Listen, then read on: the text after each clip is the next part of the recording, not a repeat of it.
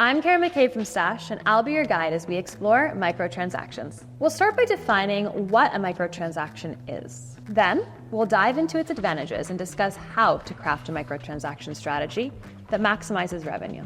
So about that definition, microtransactions are those little purchases within a game that change how users play or how their character looks. It's no surprise then that they come in many shapes and sizes. Users can purchase loot boxes, splurge on new shiny skins, grab power-ups to get an edge, or stock up on in-game currency to spend later. The reality is, microtransactions emerged alongside the rise of service games. A premium narrative single-player game is played through once, and then it's done. But service games, which are meant to be played continuously, require developers to continue supporting the game with new content, balancing tweaks, and ongoing live operations. So in order to handle all of these ongoing costs, microtransactions are necessary.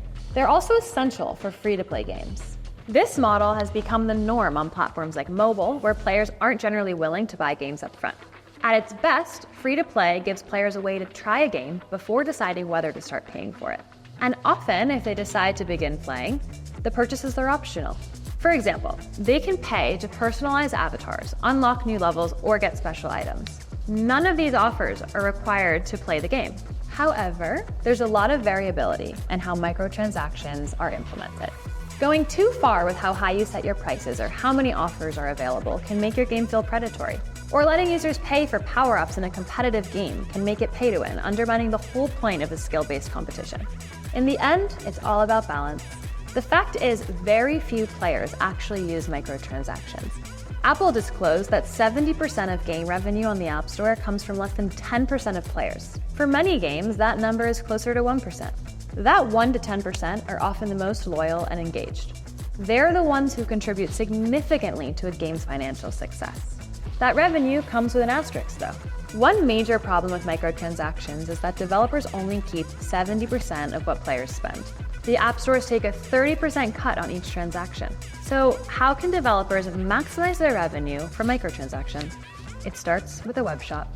A web shop opens a direct line to your players, cutting out the 30% commission Apple and Google take from your transactions. And this D2C channel isn't just about selling. You can build value for your players already invested in your game's universe and deepen their engagement by offering everything from exclusive items to loyalty programs to user-generated content.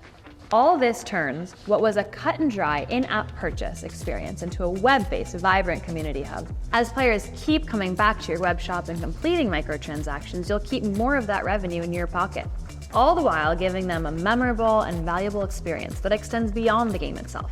See for yourself what a web shop can do.